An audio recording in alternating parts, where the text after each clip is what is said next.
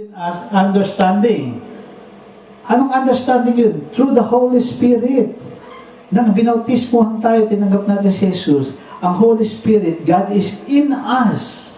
Kaya mayroon tayong unawa. Ang konsensya natin, ang nagdidikta sa atin ay ang Espiritu ng Diyos. Dahil nagtiwala tayo sa Diyos. Kaya tayo ay hindi niya iniiwan ni pinababayaan. Sabi dito, and we know that the Son of God has come and has given us understanding, so that we may know Him who is true, and we are in Him who is true. Sino ang true? God the Father. He is true. He is the true God, through Jesus Christ, our Lord and Savior. In His Son, Jesus Christ, God the Son. He is the true God and eternal life. Kung nasa atin si Jesus, nasa atin ang Ama, nasa atin ang Holy Spirit, one God in three persons. Ito ang Almighty God, the God of Abraham, Isaac, and Jacob. The same yesterday, the same today, the same forever. Siya ang totoong Diyos, ang manlilikha ng lahat. Pero binibigyan tayo ng warning dito. Ang sabi dito, 1 John 5:21, little children, keep yourselves from idols. Matapos nating malaman ang totoong Diyos, ang Diyos Ama, ang Diyos Anak, Espiritu Santo, iisang Diyos na may tatlong persona. Ang sabi dito ng warning ng 1 John 5:21, little children, we are called little children. We are the children of God. Keep yourselves from idols. Therefore, flee from the worship of idols. Huwag tayong sumamba sa mga Diyos-Diyosan na ginawa ng kamay matapos nating malaman ang katotohanan tungkol sa Diyos. Hallelujah. Praise the Lord. Sinasabi ng Panginoong Jesus sa John 4:25-26, I am the Messiah, the one who is speaking to you, to all of us.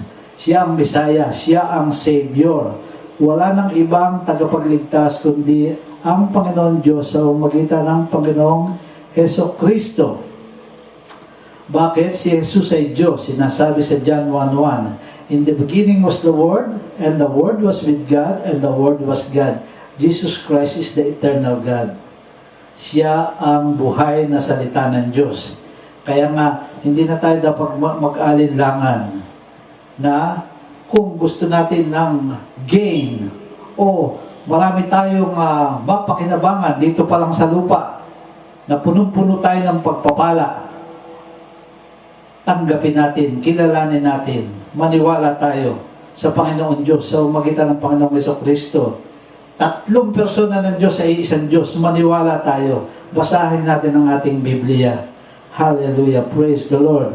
Sinasabi dito, but to all who receive Him. Sinasabi sa John 1:10-13, but all who receive Him, who believe in His name, He gave the power to become children of God. To become children of God is a power from God. You cannot be a child of God without the power coming from God. At ang power na yan ay through Jesus Christ, our Lord and Savior. Anong gagawin? Receive, believe, and God will give us the power to become the children of God. Tandaan natin, tanggapin natin si Jesus, maniwala tayo sa Panginoong Hesukristo na siya ay Diyos. Siya ang tagapagligtas lamang. At sabi dito ng Panginoong Diyos, ay bibigyan tayo ng kapangyarihan para maging anak ng Diyos. So, ang anak ng Diyos ay makapangyarihan. Sabi niya, you can do all things through Christ who strengthens you. Tingnan mo ang kapangyarihan ng anak ng Diyos. Lahat, not one, not two, you can do all things through Jesus Christ, our Lord and Savior. Hallelujah. Bakit? Dahil ang Panginoong Jesus sa John 1:14 sinasabi ito ay full of grace and truth. Punong-puno ng grasya. Anong grasya? Lahat ng pagpapala na makikita mo at matatanggap mo sa mundo, sa lupang ito, ito ay nasa Panginoong Hesukristo. Siya sa John 1:14, ang buhay na salita ng Diyos na nagkatawan tao upang tayong lahat na minamahal niya, na una niyang minahal, kahit tayo makasalanan pa, ay ililigtas niya. Nilinis niya tayo sa krus ng Kalbaryo. Ang gagawin lang natin, gumising tayo, alamin natin ang katotohanan, tanggapin natin ang Panginoon Diyos sa magitan ng Panginoong Hesukristo dahil sila ay iisa. John 10:30, sabi ni Jesus, the Father and I are one. Iisa sila. And the Father and Jesus Christ baptize us with the Holy Spirit. Kaya ito ang Trinity ng Diyos, Almighty God. Hallelujah, praise the Lord. Sinasabi sa John 1:18, no one has ever seen God. It is only the Son of God. Siya lang, ang Panginoong Jesus lang, dahil sila iisa.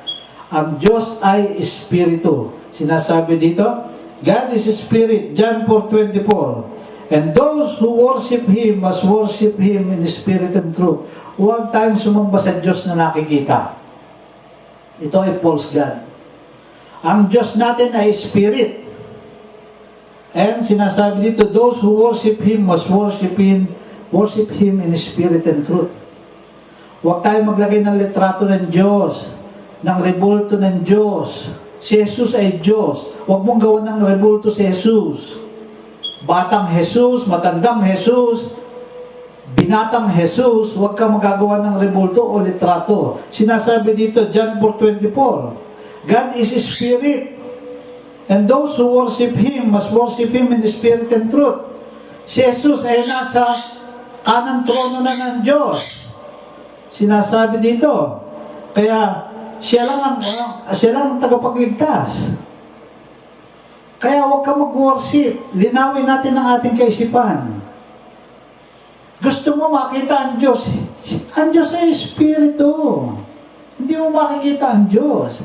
Kaya kinakailangan manampalataya ka sa Panginoong Diyos at sa Panginoong Hesukristo, at yun ang tamang-tama na pagsampalataya sa ating Diyos, sa ating Diyos na buhay.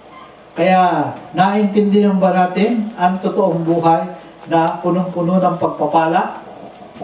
Ito ang buhay na nananampalataya, na tumanggap, na naniniwala sa Panginoong Jesus, na ang Panginoong Jesus ay Diyos, ang ikalawang persona ng iisang Diyos. Diyos Ama, Diyos Anak, Diyos Espiritu Santo. Kapatid, totoong pinagpala ka. Linawin mo ang iyong isipan, linawin mo ang iyong puso.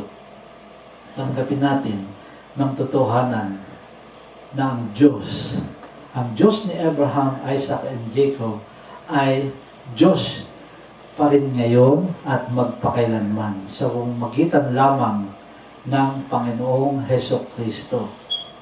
Maraming salamat. In Jesus' name, Amen.